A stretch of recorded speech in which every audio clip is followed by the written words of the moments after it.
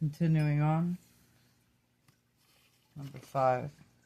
Personality of the Universal Father. Do not permit the magnitude of God, His infinity, either to obscure or eclipse His personality. Who has planned the ear shall not hear. Shall he not hear, rather. Who has planned the ear shall he not hear. He who formed the eye, shall he not see? The Universal Father is the acme of divine personality. He is the origin and destiny of personality throughout all creation. God is both the infinite and personal. He is the infinite personality. God is truly a personality, notwithstanding that the infinity of His person places Him forever beyond the full comprehension of material infinite beings. God is much more than a personality, as personality is understood by the human mind. He is even far more than any possible concept of superpersonality. But it is utterly futile to discuss such incomprehensible concepts of divine personality with the minds of material creatures, whose maximum concept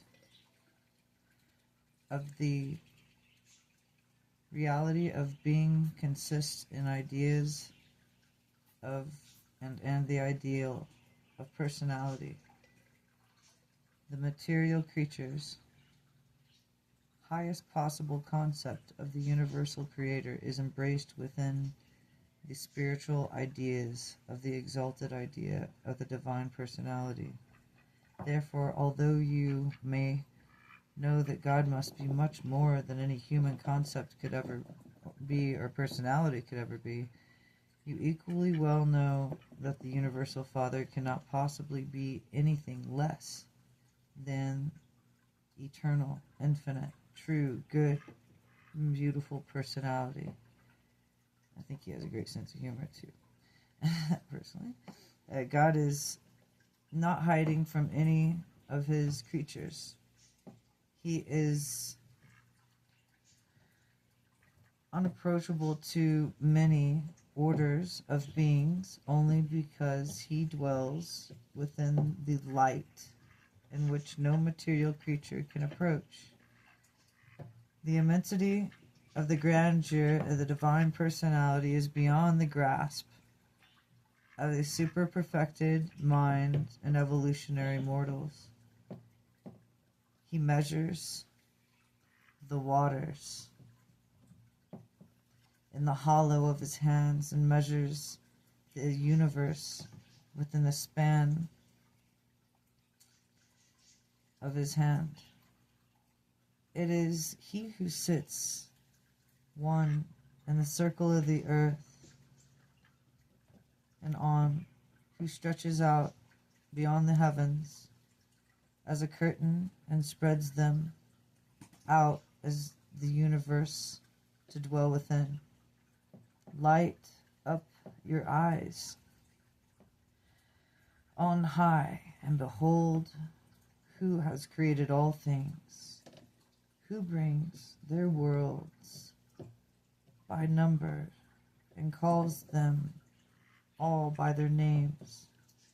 So it is true that the invincible things of God are partially understood by the things which are made today. And as I and as you are, you must discern the invisible Maker through His manifold. diverse creation, as well as through the revelation of ministration of his sons and their numerous subordinates. Even though the material mortals cannot see the person of God, they should rejoice in the assurance that B is a person. By faith, accept the truth of portray that the universal Father so loved the world to provide for the eternal spiritual progression of its lowly inhabitants. He delights in his children. God is lacking in none of these superhuman and divine attributes, for which constitute a perfect, eternal, loving, and infinite creator personality.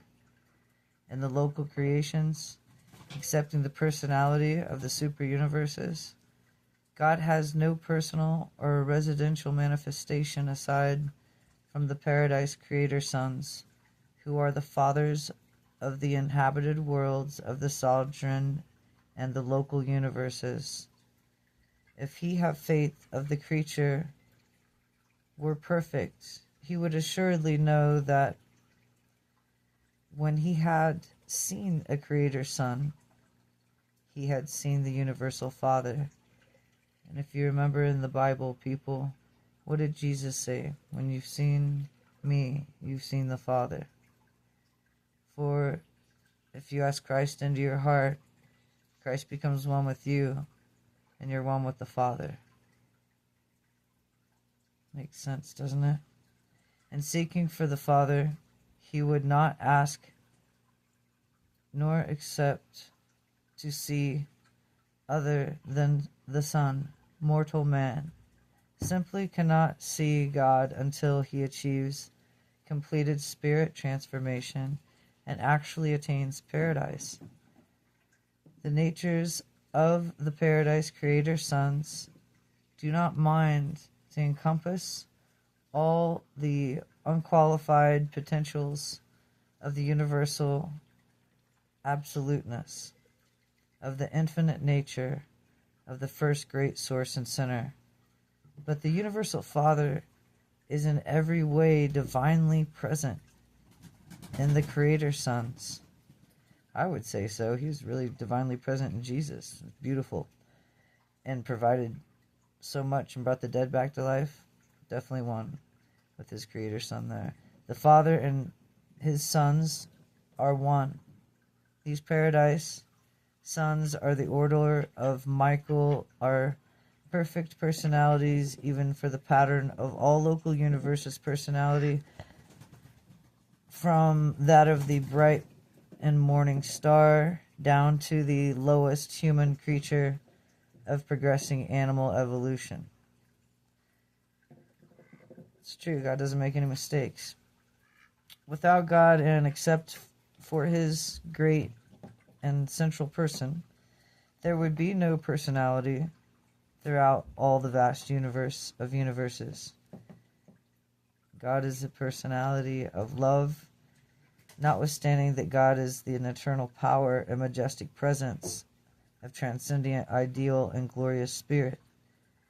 He is all and infinitely more. Nonetheless, he is truly an everlastingly perfect creator personality, a person who can know and be known, who can love and be loved, and one who can befriend us, while you can be known as other humans have been known, as the friend of God. He is a real spirit and a spiritual reality. I would say he's my true best friend. As he should be all of our best friends, right? As we see the universal Father revealed throughout his universe, as we discern his indwelling, his myriads of creatures. Must be a lot when you say myriads, right? And we behold him in the persons of his sovereign sons, and we continue to sense his divine presence here and there, near and afar. Let us not doubt nor question his personality or primacy. Notwithstanding all these far-flung distributions, he remains a true person. I would say so. The best. Even when he's told me no. That's for a reason. And everlasting maintains personal connection with his countless host of his creatures scattered throughout the universe of universes. The idea of the personality of the Universal Father is an enlarged and truer conception of God, which has come to mankind chiefly through revelation, reason, wisdom, and religious experiences, all infer and imply the personality of God. But they do not alter or validate it.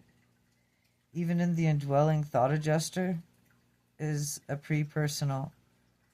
The truth and the maturity of any religion is directly proportionately to its concept of the infinite and personality of God, and it is to grasp of the absolute unity of deity.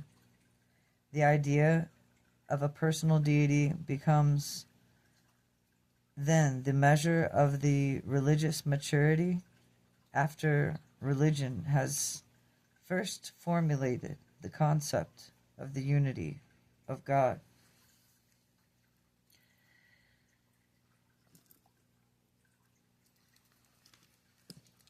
Primitive religion has many personal gods.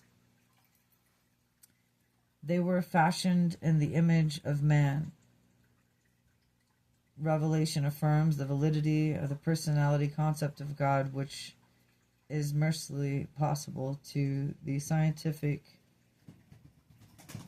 postulate in the first cause, and it's only pervasively suggested in the philosophical idea of universal unity. Only by personality approach can any person begin to comprehend the unity of God. It's true, that's how we comprehend our family members, is by personality.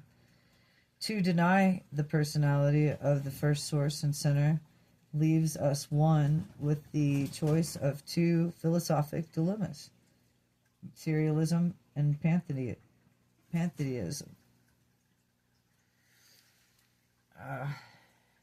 You guys know who I'm talking about, the guy in Greece. Pantheism. But materialism or pantheism sounds like a pretty bummer route. In the contemplation of deity, the concept of personality must be diversitated, and the idea of corporality. The material body is not indisposable or indispensable to the personality in either man nor God. The corporality error is shown in both extremes of human philosophy and materialism. Since man loses his body at death, he ceases to exist as a personality. In pantheism, since God has no body, he is not, therefore, a person. The superhuman type of progressing personality functions in the union of mind and spirit.